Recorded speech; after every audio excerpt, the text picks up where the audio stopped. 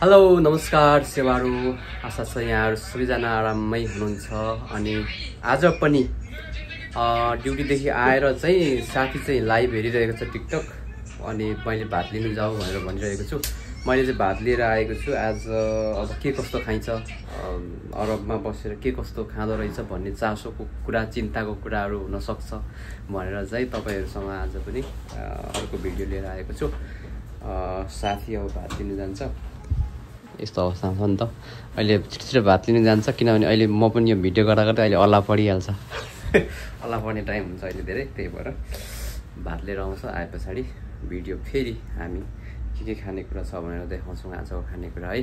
कृपया त्यति बेलसम्म भिडियो कहीँ नगई हेरिराख्नु होला है त।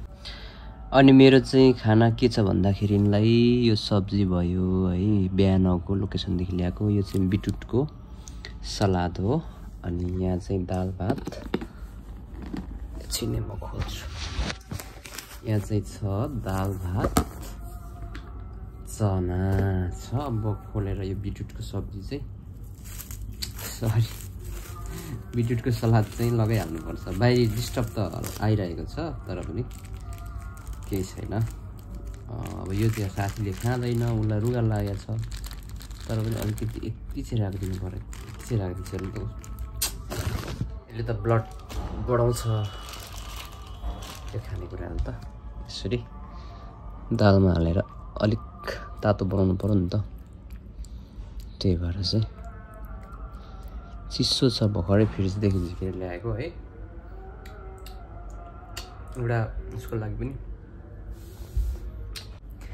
सो यस्तो खानेकुराहरू खाइन्छ है।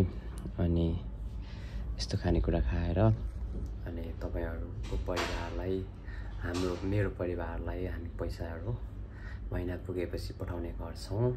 अनि खासै त्यस्तो विदेश भनेको के नै हो, के नै छ होला नि जस्तो नसोचिदिनु होला है नेपालमा हुनुहुने सबैजना साथीभाइ, इष्टमित्र, दाजुभाइ, दिदीबहिनीहरूले। किनकि विदेश तपाईँ हामीले जति सोचेको हुन्छौँ नि नेपालमा हुँदाखेरि त्यति सोचेको जस्तो चाहिँ छैन।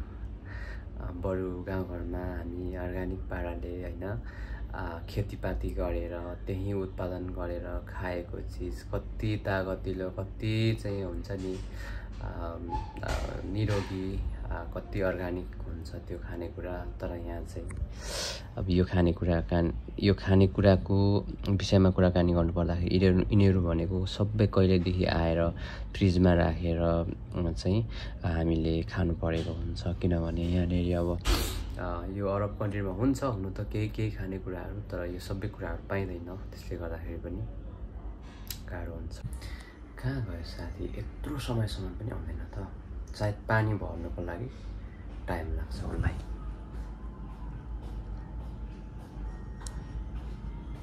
हो कि होइन है? होइन हो। के हो त?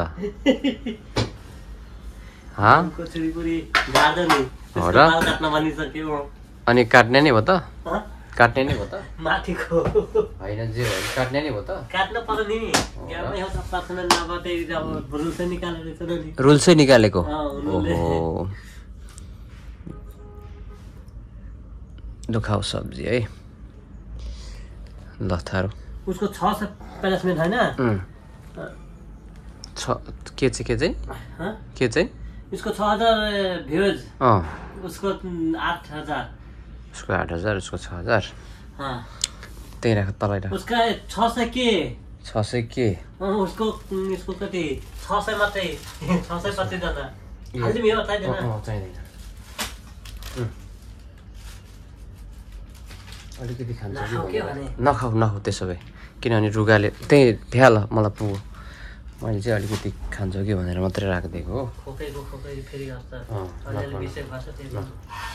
ल त अब चाहिँ खानुपर्छ है यसरी। भोक पनि लागिरहेको छ।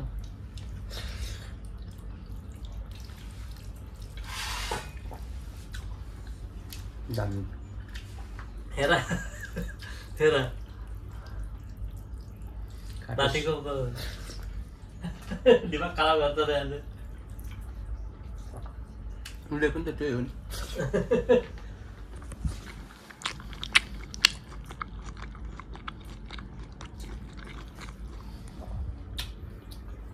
मिठो रहेछ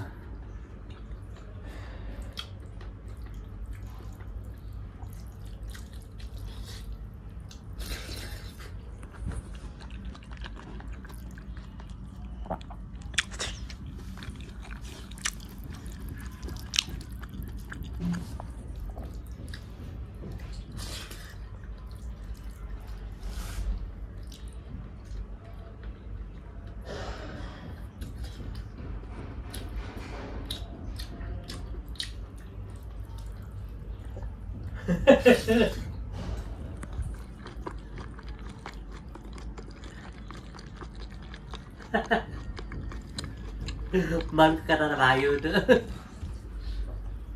त्यो मान्छे भागिसक्यो त्यति भागी ठिकै छ त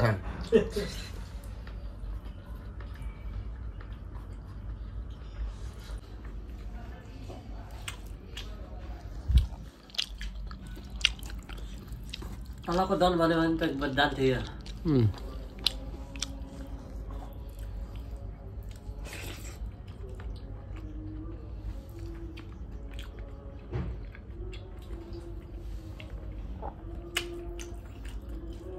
भातसँग चना खानु चाहिँ अलिक अप्ठ्यारै हुँदो रहेछ किनभने चबाउनुको लागि अलिक गाह्रो हुन्छ नि त त्यही भएर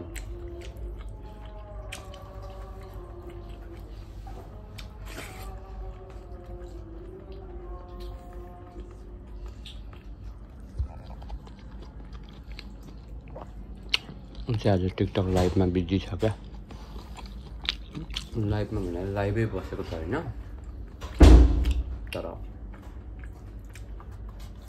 कसैको बिग म्याच हेरिरहेको छ त्यही भएर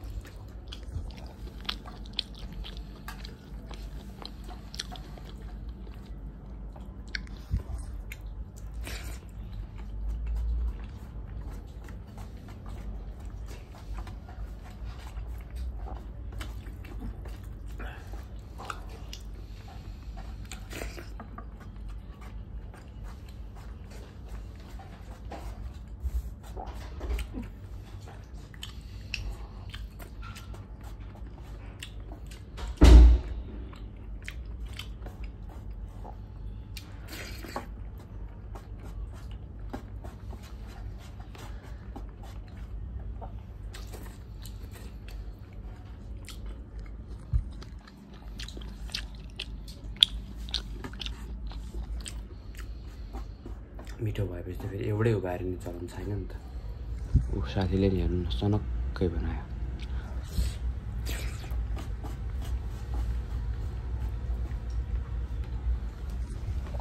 अनि त्यो मासु चाहिँ नआएको किन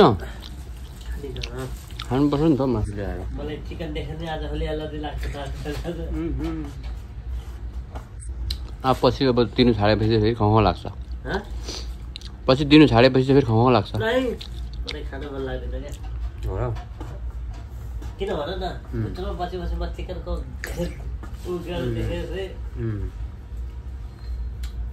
उसलाई चाहिँ त्यो काट्ने ठाउँमा पसेर हेर्दैखेरि वाक्कै हुन्छ अरे अनि तर हामी खासै चिकन मटन मन त्यति नपराउने मान्छे हो कहिलेकाहीँ खाने हो राम्रो भए पो नेपालको जस्तै भए पो